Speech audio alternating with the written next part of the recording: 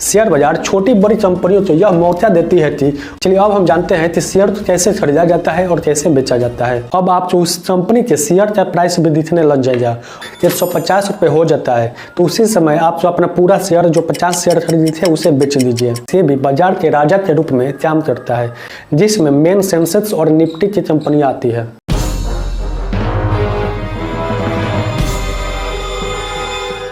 अब तक तो शेयर बाजार के बारे में आप बहुत कुछ सुन चुके होंगे, क्योंकि रोजाना टीवी में, अखबारों में, न्यूज चैनलों पर सेंसेक्स और निफ्टी की बातें चलती रहती है कि आज निफ्टी इतना ऊपर चढ़ा, इतना नीचे गिरा, ये सब बातें चलती रहती है। ब्रोकरेज हाउस और कई सारे एक्सपर्ट आपको हर रोज अलग अलग कंपनियों के शेयर खरीदने और उसे बेचने की सलाह देते रहते हैं। लेकिन क्या आपने कभी सोचा है कि शेयर मार्केट कैसे काम करता है? तो चलिए आज हम डिटेल में जानेंगे कि शेयर मार्केट को कौन चलाता है। तो यह छोटी मोटी बातों पर किसी भी शेयर का भाव ऊपर चढ़ जाता है या फिर नीचे गिर जाता है, जिससे निवेशकों को उस शेयर में लगाया हुआ पैसा या तो डूब जाता है या फिर अचानक से बढ़ जाता है। क्यों भारत में हर साल के बजट पेश होते हैं, सेंसेक्स या निफ्टी में भारी गिरावट या तेज उछाल देखी जाती है। बजट पेश होने के बाद जब शेयर मार्केट गिरता है तो ऐसा क्यों बोला जाता है कि उस साल का बजट बाजार को पसंद नहीं आया, इसलिए बाजार पूरी तरह से नीचे गिर गया। तो आपने भी शेयर मार्केट में पैसा इन्वेस्ट किए हैं या फिर करना चाहते हैं तो आपको शेयर मार्केट को समझना बहुत ही जरूरी है। तो चलिए जानते हैं कि शेयर मार्केट कैसे काम करता है। भारत में स्टॉक मार्केट या शेयर बाजार डिमांड और सप्लाई के नियम पर काम करते हैं।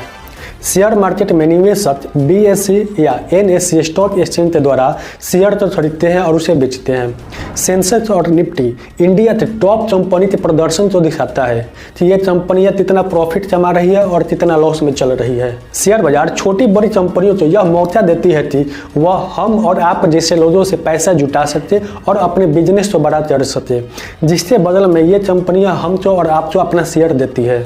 यानी आसान भाषा में कहे तो शेयर मार्केट को एक ऐसा बाजार समझ लीजिए जहां से आप भारत की सबसे बड़ी कंपनियों के शेयर को खरीद सकते हैं और उसमें अपना हिस्सेदारी बना सकते हैं। जी हाँ, आप रिलायंस, इंफोसिस, TCS जैसी जानी मानी बड़ी कंपनियां खरीद कर पैसा लगा सकते हैं और जब कंपनियां मुनाफा करेंगे तो शेयर का भाव बढ़ेगा और आपको भी प्रॉफिट मिल जाता है।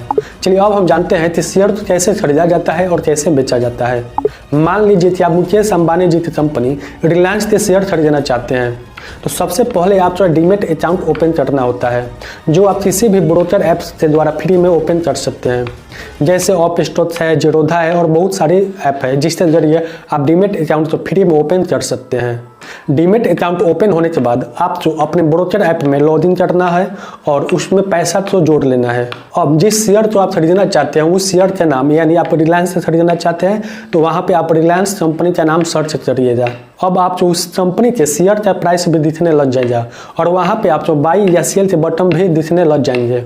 इसके बाद आपको कितना शेयर खरीदना है ले दीजिए और बाई बटन पर क्लिक कर दीजिए। इस तरह आप शेयर को अपना पोर्टफोलियो में जोड़ सकते हैं। जब आप अपने पोर्टफोलियो में शेयर को देखेंगे तो वहाँ पे कीमत या तो ज़्यादा होते हुए दिखाई देगी या फिर कम होते हुए। जब शेयर का दाम बढ़ जाएगा तो आप उसे बेच दीजिए और मुनाफा कमा लीजिए। चलिए एक उदाहरण से हम इसे समझते हैं। मान लीजिए कि आपने किसी कंपनी के 50 शेयर खरीदे जिससे एक शेयर की कीमत 100 रुपया है, मतलब टोटल इन्वेस्टमेंट आपने किया 5000 रुपया। कुछ दिन बाद जब शेयर का वैल्यू 100 रुपये से बढ़कर 150 रुपये हो जाता है तो उसी समय आप जो अपना पूरा शेयर जो 50 शेयर खरीदे थे उसे बेच दीजिए।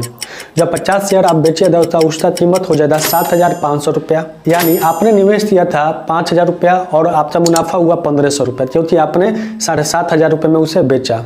इस तरह आप प्रॉफिट कमा सकते हैं, लेकिन यह सब इतना आसान नहीं है जितना सुनने में लगता है। इसलिए मैं आगे वीडियो लाऊंगा जिसमें आपको पूरी कॉन्सेप्ट बताऊंगा। चलिए अब बात करते हैं कि शेयर मार्केट को कौन चलाता है, कौन ऑपरेट करता है।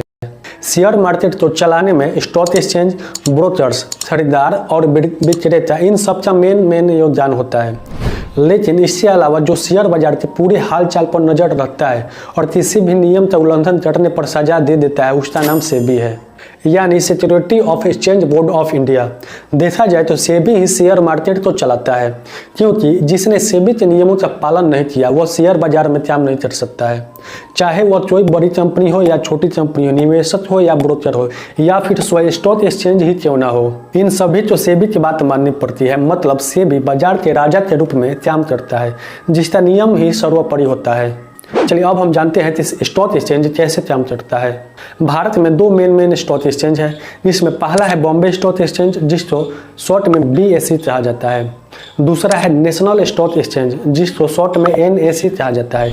यह दोनों एशिया के सबसे बड़े स्टॉक एक्सचेंज में गिने जाते हैं। BSE स्टॉक एक्सचेंज सबसे पुराना स्टॉक एक्सचेंज है और इस पे ब्रोकर्स ने 1875 में ही ट्रेडिंग करना शुरू कर दिया था। लेकिन बाद में जब यह स्टॉक एक्सचेंज पॉपुलर होने लगा तो यहीं से इंडिया के शेयर मार्केट की शुरुआत हो गई और लोग कंपनियों के शेयर खरीदने और बेचने लगे और धीरे धीरे भारत में स्टॉक मार्केट पॉपुलर होने लगा। अब सरकार ने भी सोचा कि क्यों ना एक सरकारी स्टॉक एक्सचेंज भी होनी चाहिए, इसलिए फिर देश की सरकार ने नेशनल स्टॉक एक्सचेंज यानी NSE बनाया, जिस पर आज देश के अधिकतर लोग ट्रेडिंग करते हैं। वैसे तो इन दोनों स्टॉक एक्सचेंज का शेयर का भाव एक ही जैसा रहता है, लेकिन कुछ पैसों का अंतर हो जाता है। एक तरह से आप इन दोनों के सब्जी मंडी समझ सकते हैं, जिसमें एक ही सब्जी का दाम अलग अलग है, लेकिन उसमें ज़्यादा फर्क नहीं है। अगर आपने बॉम्बे स्टॉक एक्सचेंज की तस्वीर देखी होगी तो आपने नोटिस किया होगा कि ये तो ऊपर पट्टी चलती रहती है, जिसमें कुछ लाल और हरे रंग के नंबर स्क्रीन पर स्क्रॉल होते हुए नजर आ जाएंगे। ये वही नंबर होते हैं जो अलग अलग कंपनियों के भाव को दर्शाते हैं, जिसमें मेन सेंसेक्स और निफ्टी की कंपनियां आती है। अब आइए थोड़ा बहुत निफ्टी और सेंसेक्स के बारे में जान लेते हैं कि निफ्टी और सेंसेक्स क्या होते हैं। शेयर मार्केट में निफ्टी और सेंसेक्स इंडेक्स भारत की सबसे बड़ी कंपनियों की स्थिति को दर्शाते हैं। एक तरह से निफ्टी और सेंसेक्स बाजार के इंडिकेटर की तरह काम करते हैं, जो देश की अर्थव्यवस्था को कुछ पॉइंट के जरिए बताने की कोशिश करते हैं। इसलिए जब सेंसेक्स 4 पॉइंट ऊपर चढ़ जाता है तो कंपनी तो भारी मुनाफा हो जाता है, और जब सेंसेक्स कुछ पॉइंट नीचे गिर जाता है तो कंपनी तो भारी नुकसान हो जाता है। सेंसेक्स देश की 30 सबसे बड़ी कंपनियों का इंडेक्स होता है, जबकि निफ्टी देश के टॉप 50 सबसे बड़ी कंपनियों का इंडेक्स होता है। जब सेंसेक्स बना था तो इसकी वैल्यू मात्र 100 पॉइंट थी और आज बढ़कर पॉइंट 55,000 हो चुका है। पिछले 20 सालों में सेंसेक्स और निफ्टी में बहुत सारी भारी गिरावट और बड़ी उछाल देखी गई है। उदाहरण के लिए 2008 का फाइनेंशियल क्राइसिस आपको याद हो जाए, जिसमें सेंसेक्स तकरीबन 60% तक नीचे गिर चुका था, और 2020 के कोरोना काल के दौरान भी इसमें भारी गिरावट देखने को मिला था, जिसमें यह 30 से 40% तक नीचे गिर गया था। ऐसे में कुछ निवेशक तो पूरी तरह से बर्बाद हो गए और बहुत सारे लोगों का पैसा इसमें डूब गया। जब शेयर मार्केट ने रिकवर किया तो बहुत सारे लोगों जो पेशेंस से रखे हुए थे और अपना पैसा नहीं निकाले, वो तो पैसा छाप कर माला माल बन गए। लेकिन इन सब मार्केट क्रैश के बीच जिसने समझदारी से निवेश किया उसने तो बहुत सारा पैसा कमाया और अपने पैसे तो कई ज़्यादा मल्टीप्लाई किया। लेकिन कुछ लोग थे जिन्होंने जल्दी पैसा कमाने के चक्कर में कुछ सस्ती और घटिया कंपनियों का शेयर खरीद लिए और पूरी तरह से बर्बाद हो जाए। जबकि अगर आप समझदारी से निवेश करते हैं तो आप अपने उसी पैसे तो कई ज़्यादा गुना बड़ा कर सकते थे। दोस्तों, ये वीडियो ज़्यादा लंबा ना हो, इसीलिए हम इसका पार्ट 2 लाएंगे, जिसमें आपको हम बताएंगे कि शेयर बाजार में बुल और बियर कैसे काम करते हैं, शेयर मार्केट में IPO क्या होता है और ये कैसे काम करता है, शेयर मार्केट में लोग अपना भारी नुकसान कैसे कर लेते हैं, क्या होगा अगर शेयर बेचने वाले तो हो लेकिन शेयर खरीदने वाले ना हो, हर साल निफ्टी और सेंसेक्स क्यों बढ़ते रहते हैं, देश की इकोनॉमी पर शेयर मार्केट का क्या प्रभाव पड़ता है।